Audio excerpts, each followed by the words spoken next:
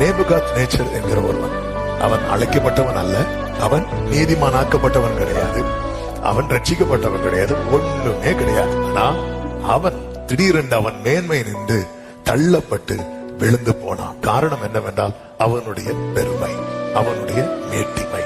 விழுந்து கிடந்தவன் என்ன செய்கிறான்? விழுந்த இடத்திலிருந்து யாரை பார்க்கணுமோ அவரை பார்த்தபோது அவனை கர்த்தர் அவனுக்கு திரும்ப கிடைக்க பண்ணுவார் என்றால், என கேட்டுக்கொண்டிருக்கிற அன்பு சகோதரா சகோதரி, இந்த காலை வேளையிலே கர்த்தர் தருகிற வார்த்தை, உன்னை திரும்பவும் எழுந்திருக்க பண்ணுவேன், என் மேன்மை திரும்ப வரும்.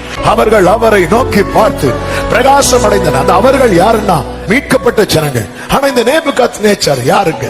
அவன் பெரிய பெரிய விக்கிரகத்தை உண்டு பண்ணி வைத்து வணங்குகிறவன். ஆனால் அவனே சர்வ வல்லவரை நோக்கி பார்த்த போது எல்லாம் ஒருத்தர் விழுந்துட்டான் வைங்கள, அவன் திரும்பி பார்க்கறதுக்குள்ள எல்லாத்தையும் இழந்துருவான். நம்ம கஷ்டப்பட்டு சம்பாதித்தது எல்லாம் திரும்பி பார்க்கறதுக்குள்ள கைவிட்டு போகுதுன்னா எங்கேயோ ஒரு இடத்துல விழுந்துட்டா உலக சொல்லும் அவ்வளவுதான். ஆனா அந்த இடத்துல நோக்கி பார்த்து இந்த ஏழை கூப்பிட்டான், ஜீசஸ் மறுபடியும் எழும்ப பண்ணுவா. அல்லேலூயா.